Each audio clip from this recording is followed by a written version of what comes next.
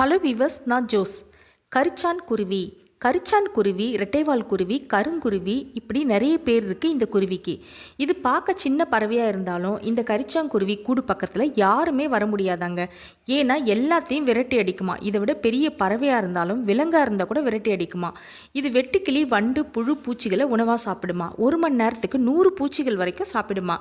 மரக்கிளைகளில் அழகான கிண்ண மாதிரியே கூடு கட்டி அதில் 2லிருந்து 5 முட்டைகள் வரைக்கும் இட்டு குஞ்சு பொரிக்குமா.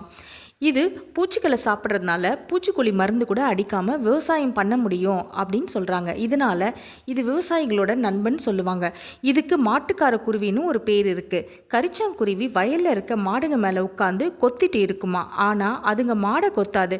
மாடுகள் நிலத்தை மேய்ஞ்சிட்டு இருக்கும்போது அதோட கால்கள், வால்கள் செடி மேலே பட்டு செடிகளில் இருக்கிற பூச்சி, வெட்டுக்கிளி மேலே பறக்கும்போது அந்த பூச்சிகளை கரிச்சாங்குருவி பிடிச்சிட்டு வந்து மாடுங்க மேலே உட்காந்து சாப்பிடுமா.